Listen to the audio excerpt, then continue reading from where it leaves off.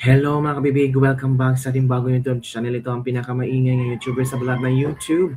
Ako si Kabibig Maglabag-labag na ta with evidence. Kumusta? At shoutout sa ating mga OFW na palaging manonood sa akin at nag-share ng blessing. Salamat po at sa gusto mag-share ng blessing, nandiyan sa baba lang. Salamat, happy Sunday. Nakapagsimba na ba kayo? Magsimba na kayo at ipanalangin natin ang ating bansa na sana kahit konting ginhawa man lang sa Pilipinas, di ba? O ito na, naku po, totoo kaya ito na si F. Eliza Marcos iniwan na si BBM? Kasi lumalala na ba ang sakit ni BBM? Naku mga kabibig, nagsalita na si Senator Amy Marcos mga kabibig kung ano ang tunay na kalagayan ni Bongbong Marcos, ang kanyang kapatid.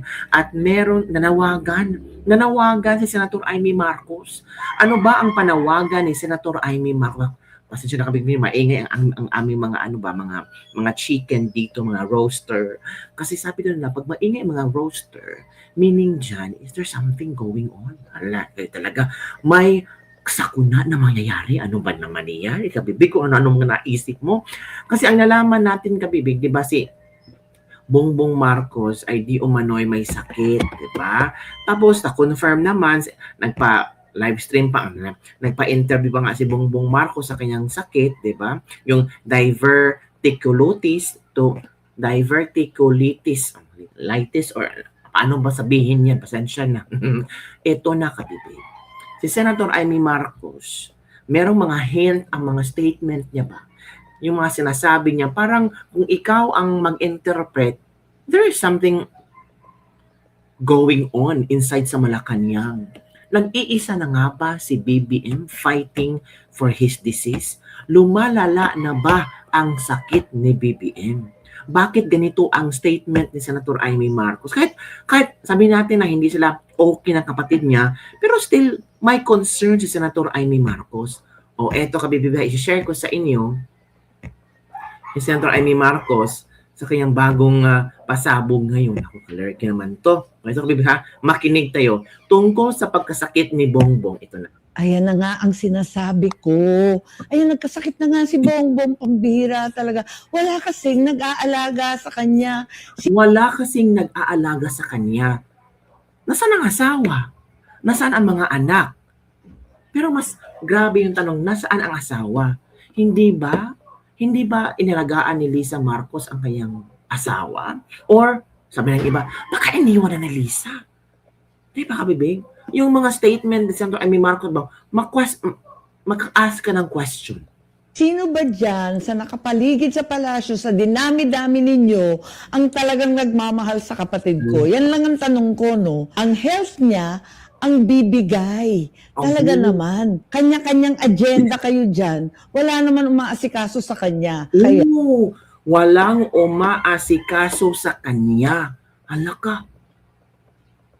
grabe yung revelasyon ni Senator Amy Marcos.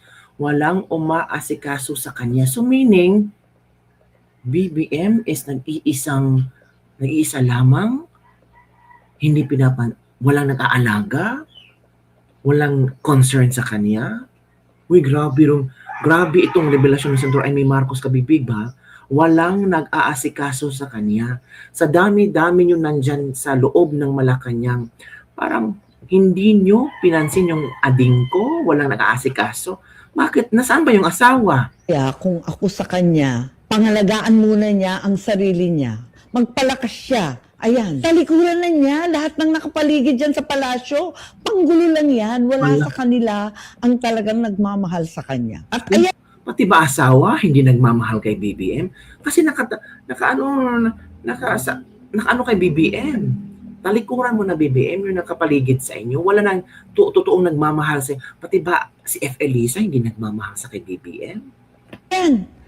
Habang may sakit siya, kung ano-ano namang ginagawa nitong mga siling presidente. Hala ka. Naku! Sino ka? Ayan na nga ang sinasabi ko.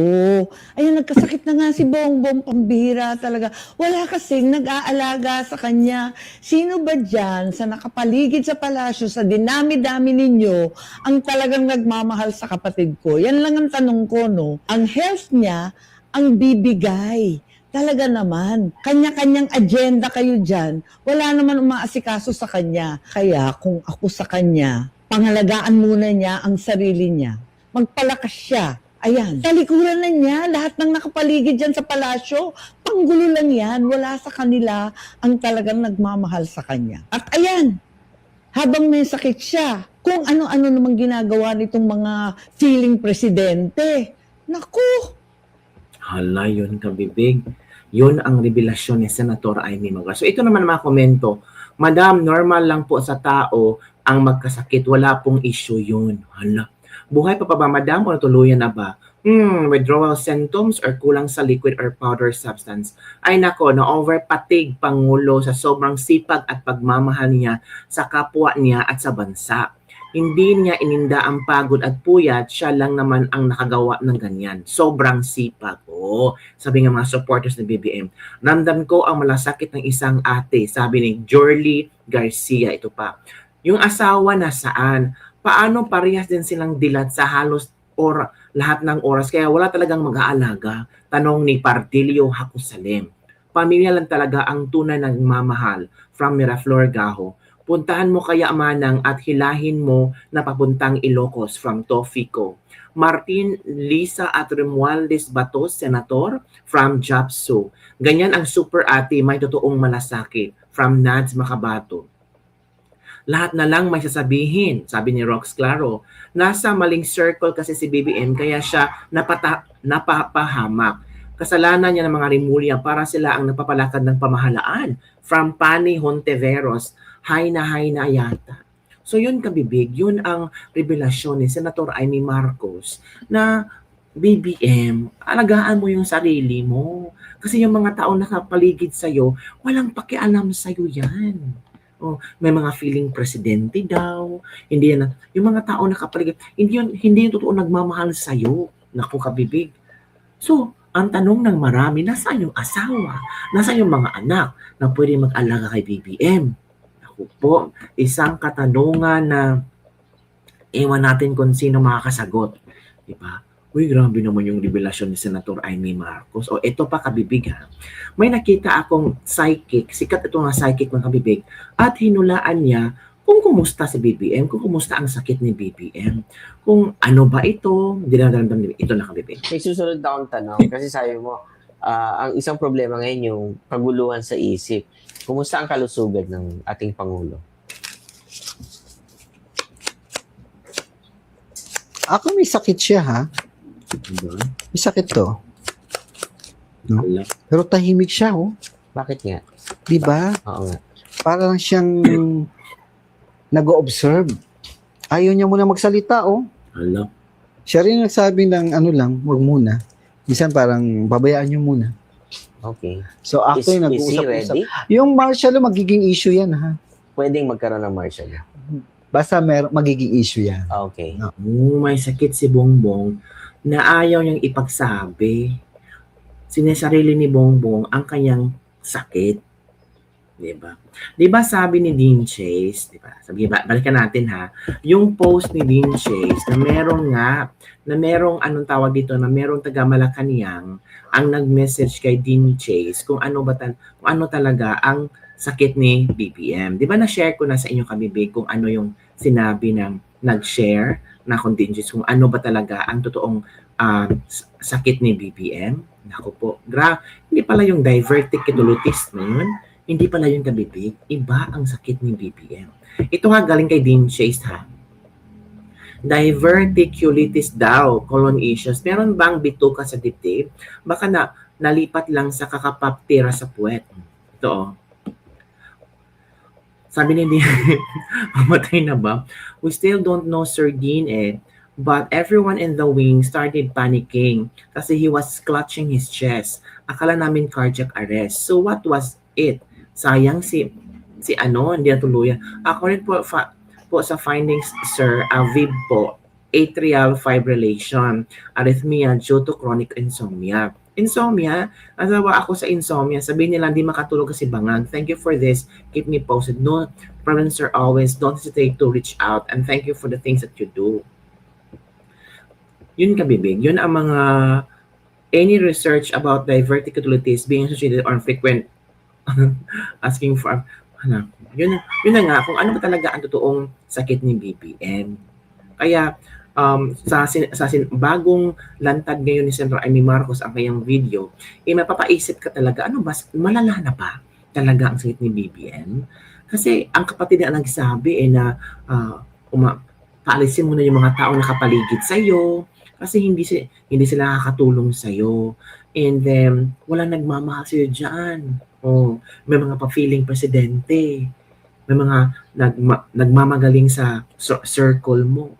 So, yun ang concern ni Senator Amy Marcos kay BBM. At sana, makaabot to kay BBM. Ang problema kay BBM, kung makakaabot nga ba kay BBM. Baka hindi makaabot kay BBM. So, maraming natanong kung ano ba talaga ang sakit ni BBM. So, sabi sa interview, ito daw ang sakit ni BBM, mga kabibig ito. Yan daw. So, sabi ni Dr. Tony Liachon, diverticulitis has long been known as inflammation near the rectum. But in our country, it has evolved into social disease, born not of poor diet, but of poor governance. When Philip funds are diverted, the nation itself suffers a kind of political diverticulitis, a painful, swollen, and dangerously close the rectum of leadership. Wow.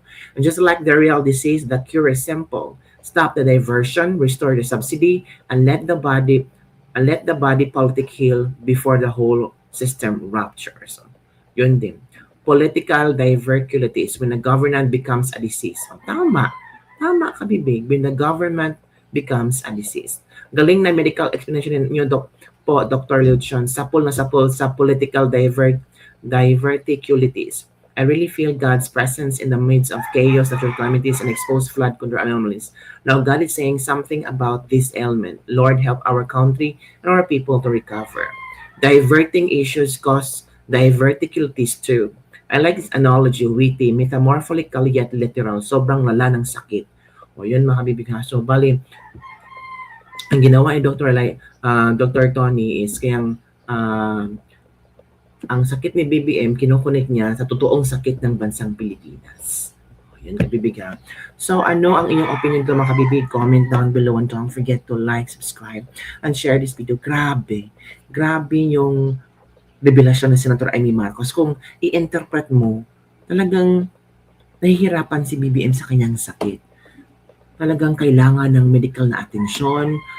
Aside from medical attention, pagmamahal sa mga taong nakapaligid kay BBM at yung mga tao na talagang ipupush si BBM na magpa-hospital. Kasi feeling ko talaga hindi ito normal na sakit ang iniinda ni BBM ngayon. So kailangan talaga ng medical attention. So sana i-divulge na rin nila kung ano talaga ang totoong sakit ni BBM. Sabi na iba, divine intervention. Uy, kayo talaga ha, kung ano mga naisip nyo. Yun lang kabibig, don't forget to like, subscribe, and share this video. Bye everyone, see you next time.